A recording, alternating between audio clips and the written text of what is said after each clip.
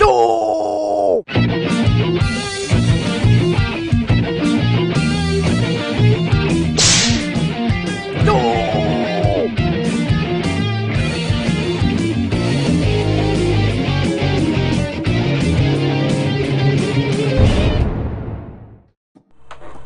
I want to tell you all about the day that I caught my mom and my stepdad's house on fire. It was high school. I guess when you're 17, you know, you don't really have to have any brains.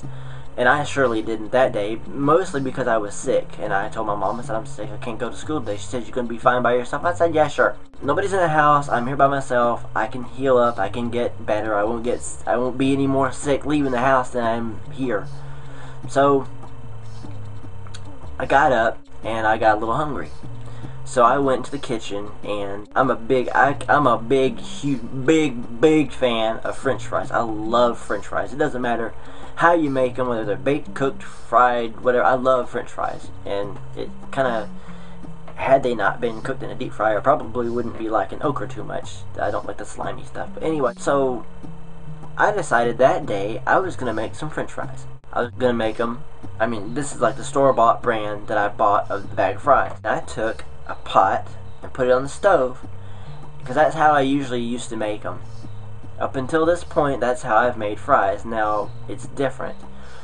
Very, very different. And keep your eyes peeled for an episode. This is a plug here for a future episode. I'm going to show you, everybody, how to make French fries that are cut from regular potatoes and put on a cooking sheet.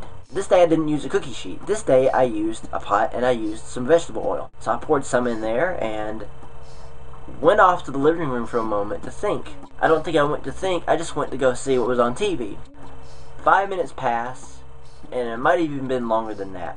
I don't know what it was that triggered the thought in my head that maybe something might be amiss, but I went from the living room into the kitchen and noticed that the kitchen was on fire.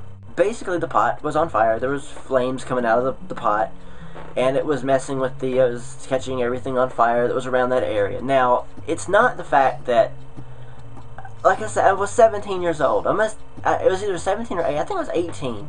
I was 18 years old, and I think I'm actually a little further behind as far as maturity goes, because I was a little slow at that point. No one told me anything about how to put fires out. No one told me how to do anything like that. They just, you know, left me to my own devices.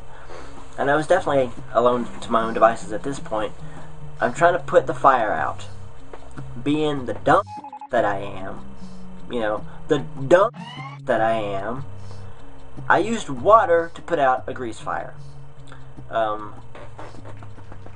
Good boy. Smart, yeah. Hey, good boy, you smart. You smart, Russ. You got smarts. Well, I didn't know you were supposed to take flour or something like of a dry nature like that instead of water. Water and grease don't mix.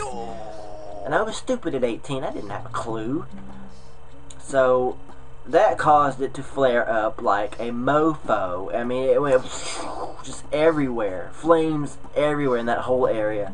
We're at the hood, where you had little knobs and buttons and stuff.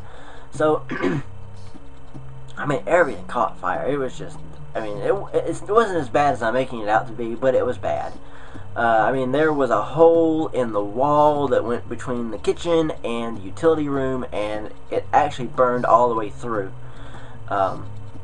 And I'm freaking out, and I'm panicking, and I'm crying, and I'm just making just all kinds of noise and commotion. I'm like doing this whole number, and I'm freaking out. I'm grabbing my cat, and my cat's outside, and I'm trying to get my cat to come to me because I need someone to talk to. I just caught my mom's kitchen on fire. Well, the cat was freaked out. Yeah, you know, I'd be freaking out if I was a cat. It looked like I'd gotten part of the fire under control, and I still kept pouring water on it, and I think with enough water it managed to put the flames out, or put them down. And once I got the kitchen under control, which there was this big melted mess there, I went to the utility room, and there was still the fire going on in between there, so I had to go and take water and dump it on there. And I think the neighbors called the fire department, and they finally came out, and a couple of fire trucks, and there was an ambulance, and I mean, they had the whole 9 yards, you know. They said, you know, you did a great job, son, you put the fire out, way to go. They didn't tell me you shouldn't have used water. They just said, congratulations, you did a great job. You put the fire out. And, you know, they didn't make me an honorary fireman or anything like that, which really they should have. I mean, really? And they really should have, honest. I think so. I think so, anyway. So they took me to the hospital. That was my reward, I guess, for putting the fire out, and they told me I had a little bit of smoke inhalation. So that's kind of a bummer, you know, which might explain why I have trouble breathing sometimes. At any rate, though, you know, my mom came home. She's freaking out. She came home from work, and I told her how sorry I was. Didn't mean to catch the house on fire. And she says, it's okay. You're still alive. That's all that matters. And I don't know what money they had to put into getting it fixed, but they managed to get it all fixed, and it looks perfectly fine now. You know, lesson to you kids, don't put house fires, or any kind of fire for that matter, out with water. Just use your brains, okay?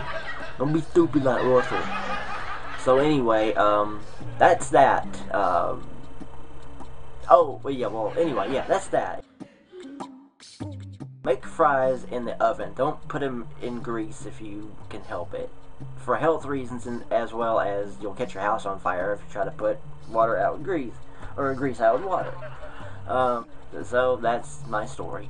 Anyway, that's it for Welcome to Russelltopia. I hope you enjoyed it. I'd be freaked out if I